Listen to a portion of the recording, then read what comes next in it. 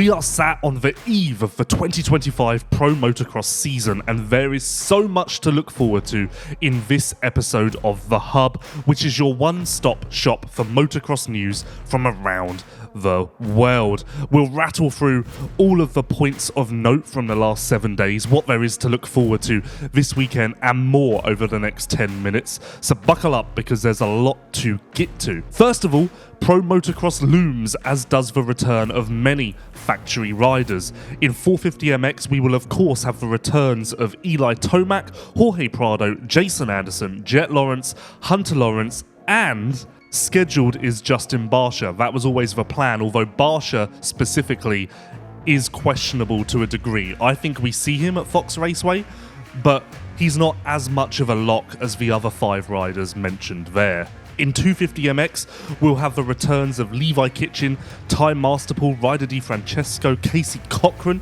to name but a few.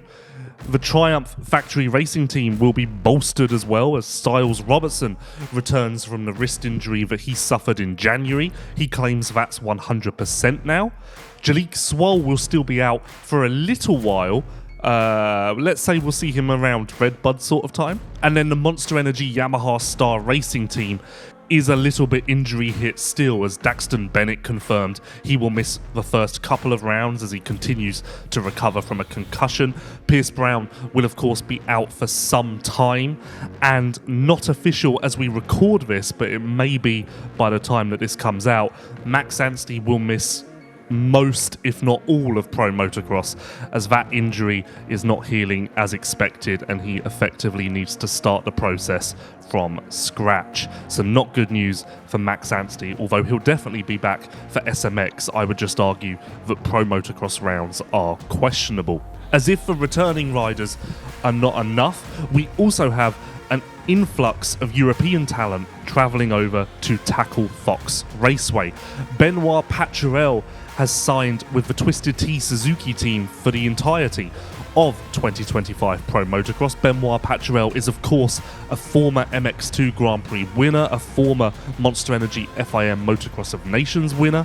Although his 450 career hasn't quite lived up to expectations, he's also never had the right opportunity. He was a factory rider in 250s and then never quite got to that level in 450s. I would expect him to be in the top 15. He's better than Harry Kulas, if you want to use that as a meter to judge him against. But better than Paturel, in my humble opinion at least, is Valentin Guio, who will race the first round as a privateer on a YZ450F, and I think he has intentions to keep going, but that will of course depend on support. He was knocking around trying to find a full-time ride, and maybe a good showing at round 1 would do the trick. Now for Guio, it's difficult, because I would typically say he should be in the top 10, but the field is so deep that that's just not realistic. So I would say 9 to 13 would be a good spot for Guio.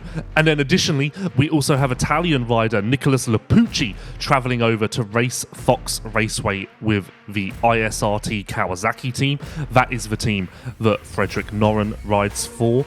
Lapucci is an interesting one, kind of a weird talent. There's so much raw energy, raw talent there, that it wouldn't be surprising to see him somehow whole shot, lead 2 laps, and then finish outside of the points. That's kind of his MO. If you watched the recent Grand Prix of Trentino in one of the motos, he led early and gave the established stars all that they could handle, until he couldn't any longer. One thing's for sure, watch out for Lapucci, because he can throw arguably the best whips in motocross. So press day in practice, I would imagine he will be quite flamboyant as he enjoys his American experience. It would be remiss of us, of course, to not mention the fact that Mikuel Harrap is also competing in 250MX. He'll be racing the full season for Triumph Factory Racing as well. And of course, we're adding Jeremy Martin. I forgot to mention him when we were talking about Star Racing. He is committed to the first 3 rounds of the season, but let's be honest, that's going to go further than that, barring disaster. Now, one thing that's interesting is in Suzuki's announcement about Bennoir Paturel, it was nestled in there that Ken Roczen is eyeing up a return at select Pro Motocross rounds later in the season, pending recovery.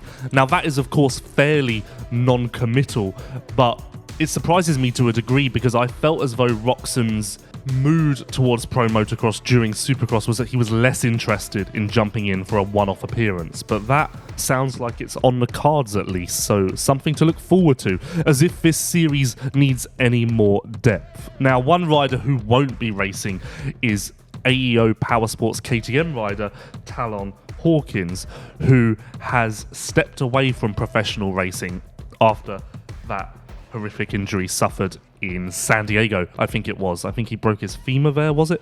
But he stepped away from pro racing. Of course, a former Rockstar Energy Husqvarna factory racing rider as a rookie, and then was demoted, if you want to use that word, to the AEO Powersports KTM team. And he's shown flashes since he joined the KTM team, but of course, not enough to keep him motivated to continue. So we wish Talon Hawkins well.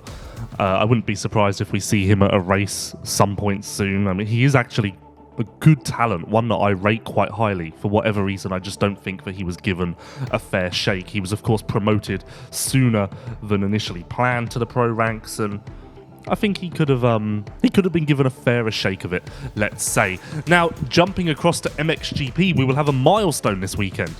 Not only do we have Fox Raceway, round 1 of Pro Motocross, we also have the Grand Prix of France at Ernée, and that will mark Jeffrey Herling's 200th Grand Prix. Herling's, of course, his career needs no explanation. Interesting, though, maybe the fact that he is still sat on a 45% win rate in the MXGP class and a 70% podium rate. So that speaks volumes, and his 200th GP is, of course, a milestone for him to celebrate, and one that should be acknowledged. In final KTM news, we're on a little run of KTM-related news there. They have received an influx of cash from Baja Auto, who essentially have bailed the company out, and now it seems as though the future is fairly bright. At least the short-term risk is no longer to be feared. That's at least my understanding of the situation. But they have essentially helped KTM meet the requirements set to them before the end of May deadline. So for now, at least, I don't think there's much talk about KTM's troubles moving forward. Of course, the production line is currently been stopped. I believe that's set to restart early August or the end of July. And then after that, business should return to normal to a degree, or as much as it can. That's at least my understanding, but what is good news is the fact that they have received the support, the help that they were seeking. A handful of breaking news pieces came across the desk after this episode of The Hub was finalised, and those were worth adding. One being RJ Hamshshire is in for 2025 Pro Motocross, but he did have surgery after Salt Lake City to remove a piece of hardware that was giving him some trouble. Of course, he spoke about that multiple times throughout the season, and although he went under the knife, it sounds as though everyone involved is confident that he will be okay to contend in 450 MX. Yes, remember, RJ Hampshire's 250 career is now in the rearview mirror. Speaking about the situation, team manager Nathan Ramsey said this: "Although he recently had a minor procedure to remove the plate from his wrist, we are confident in the medical team's assessment and believe he'll perform at the high level we all expect." So take that for what it's worth. I'm sure that the proof will be in the pudding come Fox Raceway. And then in Europe, very surprising, Kevin Hogmo has announced that he has re-signed with Honda SR Moto Blues Motul for the 2026 FIM Motocross World Championship. Now, Hogmo has been a revelation in the 450 class, and most suspected that he would be a front-runner for a factory seat in 2026. So for him to commit to a satellite team, the same one he's currently racing for, at this early stage, is honestly quite the surprise. Maybe there's more to it. Obviously, they put an offer in front of him that was quite lucrative. I'd imagine that there must be more Honda support there to entice him to stay. Thank you for watching and listening to this episode of The Hub. Thank you for tuning in each and every week, and for your positive comments, or the non-positive comments as well. I know the accent is hard to get over, but nonetheless, we will be back in 7 days' time to recap all that has happened in the world of motocross once more.